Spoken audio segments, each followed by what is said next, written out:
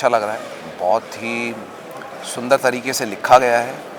और दशरथ का जो किरदार है वो जो एक छवि है दशरथ की कि राम के पिता थे और उनकी वजह से, उनके कारण से उन्होंने मजबूरन भगवान श्री राम को वनवास में भेजा था। घंटे का एपिसोड,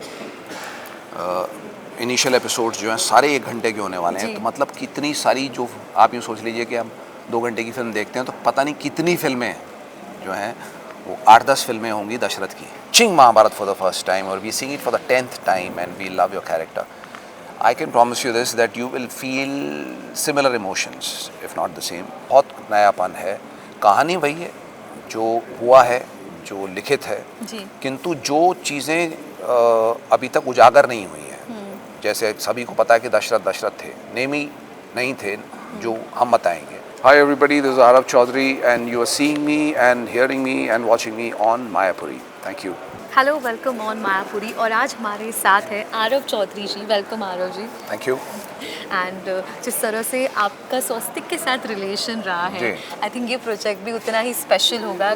जिस तरह से महाभारत में आपने इम्पोर्टेंट एक भीष्म पितामह जी का किरदार किया था, अब यहाँ पर दशरथ, वो ये किरदार भी इतना इम्पोर्टेंट है रामायण में, श्रीमद् रामायण इस सीरियल में भी। क्या कुछ कहना चाहेंगे? भारतवर्ष के 2 ही महाकाव्य हैं, महाभारत और रामायण जी।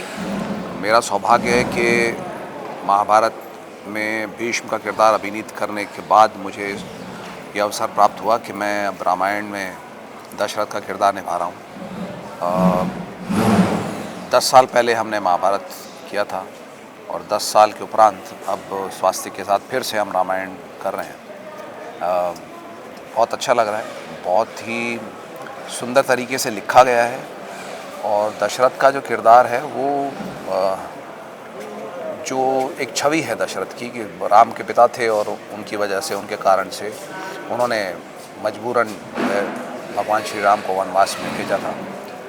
तो उसकी जो पीछे जो कहानी है, या दशरथ कैसे बने, उनका नाम दशरथ नहीं था, वो पता नहीं है अधिकांश लोगों को। तो वो महाराज नेमी थे और फिर उन्होंने एक बहुत बड़ा युद्ध जीता जिसमें उन्होंने भगवान श्री इंद्र की मदद की और दूसरे देवताओं की मदद की। और वो युद्ध में वो उन्होंने इतना कौशल दिखाया कि उनका नाम तब से दशरथ रख दिया गया। तो वो सब कुछ जो है वो वो सब दिखाना, दर्शाना और बहुत ही खूबसूरती से किया गया है। हाँ, मतलब इस श्रीमद् रामायण में वो भी पाठ हमें देखने को मिलने वाला है। जी बिल्कुल बिल्कुल। क्या बात है। वेल सर, किस तरह से ऑफर हुआ, किस तरह से इस पूरे बोर्ड पे आना हुआ आपका इस शो के लिए? They have been calling me, बीच में 1-2 बार कुछ दूसरे शोज़ की भी बात हुई थी, बट पोस्ट महाभारत कुछ हमने साथ में किया नहीं।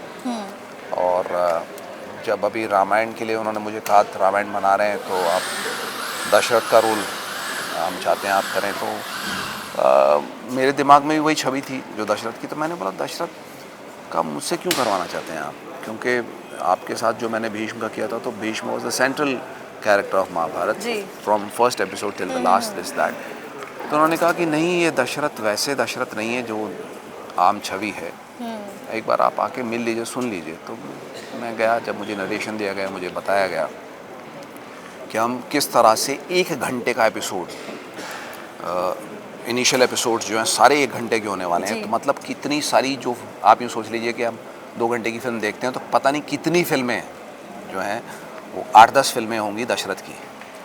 और वो दशरथ की पूरी जर्नी जो है फ्रॉम डे 1 वो दिखाई जाएगी। और उसमें वॉर भी है, उसमें तीनों रानियाँ, उनके relationship with all the 3 queens, और फिर उनकी अभिलाषा है जिससे वो दुखी हैं कि वो उनके यहाँ पुत्र नहीं है, तो फिर किस प्रकार उनके 4 पुत्र हैं, वो सारी जो कहानी है वो पूरी जर्नी दशरथ की हम दिखाएंगे। Then I said yes, this is exciting, so let's do it. And या मतलब आप पहली ही चॉइस थे for this character? I guess so. Actually personally मुझे भी लग रहा था कि अगर दशरथ के लिए कास्टिंग हो तो ज़रूर आपकी होनी चाहिए। Thank you so much. Thank you. Because जिस तरह से आपने भीष्म पितामह के किरदार को भी जो है एग्जीक्यूट किया है, ऑब्वियसली ऑडियंस ने बेहद सराहा है, प्यार भी दिया है। जी। अब और क्या कुछ फैंस को कहना चाहेंगे? काफ़ी जो है 10 साल बाद इस तरह से महाभारत के बाद श्रीमद् रामायण आ रहा है, और वो भी 1 जनवरी न्यू ईयर के वक्त भी जी। तोहफा ऑडियंस के लिए, क्या कहना चाहेंगे? मैं इतना ही कहना चाहूँगा कि जिस प्रकार आपने मुझे भीष्म के लिए इतना प्रेम दिया है, every day, even today, I get, on social media, messages, DMs, saying that from all over the world, not only our country, saying that, we're watching Mahabharat for the first time, or we're seeing it for the 10th time, and we love your character. I can promise you this, that you will feel similar emotions, if not the same, about this show, क्योंकि श्रीमद् रामायण भी उतनी खूबसूरती से लिखा गया है, फिल्माया गया है, उतना ही डिटेलिंग में हमने मेहनत की है। और हाँ, भीष्म का किरदार बहुत लंबा था, from first till the last episode. ये of course according to the story चलेंगे हम, बट जो इनिशियल, आप जैसा मैंने कहा, 1 घंटे के एपिसोड्स हैं, तो देखने के लिए बहुत कुछ है, और मुझे करने में बहुत आनंद आ रहा है, करने के लिए बहुत कुछ है। So the audience not only from India, all over the world, सब देखेंगे, और सबके लिए बहुत कुछ नया होगा इसमें। इस रामायण में बहुत नयापन है। कहानी वही है जो हुआ है, जो लिखित है जी। किंतु जो चीज़ें अभी तक उजागर नहीं हुई हैं, जैसे सभी को पता है कि दशरथ थे, नेमी नहीं थे, जो हम बताएंगे।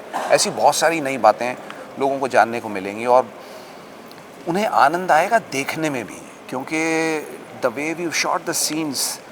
अभी कुछ दिन पहले मैंने एक सीन शूट किया था जो कि एक लोटस लेक पे था, बैकग्राउंड में कमल ही कमल तैर रहे हैं, तो इतनी, एक सीन किया है जहाँ पे एक झरना है, तो पीछे बैकग्राउंड में एक बड़ा विशाल का झरना है, तो ऐसी सुंदर लोकेशंस पे हमने शूट किया। So on screen people visually will say wow, क्या हो रहा है। तो सुर वही है, इमोशन भी वही है, सब कुछ वही है, but the way it is shot वो नया है, वो नयापन है, तो बहुत अच्छा लगेगा।